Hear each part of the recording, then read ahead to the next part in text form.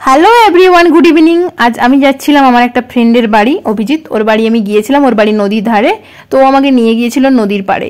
তো ভাটার মধ্য দিয়ে মেনলি নদীতে যেতে হয়। তো সত্যি ভাটাটা ছিল খুব সুন্দর, যেখানে আমার বন্ধু আমার অনেকগুলো ভিডিও করে দিয়েছে।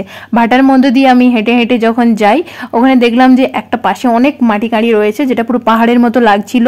তাছাড়া এলাকাটা ছিল পুরো শান্ত, প্রচণ্ড হাওয়া হচ্ছিল। সত্যি খুব সুন্দর এলাকা। নদীর পাড়ে যাদের বাড়ি তারা নিশ্চয়ই জানো নদীর ধারটা কেমন হয়। আর আমার তো বাড়ির পাশে কেলেঘাই নদী রয়েছে। তাছাড়া আমার বন্ধুর পুরো বাড়ির কাছেই, পুরো গাড়ির পেছন দিয়ে গিয়েছে নদী। তো ওর বাড়ির কাছে তো খুবই সুন্দর। আর ওরা প্রায় নদীতে স্নান করতে আসে। তো আমি নদী ধারে গিয়েছিলাম। তো গিয়ে দেখলাম যে অনেকে নদীর এপার থেকে ওপার হচ্ছে। আমাদের এখানে নৌকো করে নদী পার হচ্ছে, কারণ এখানে এখনো পর্যন্ত কোনো ব্রিজ হয়নি।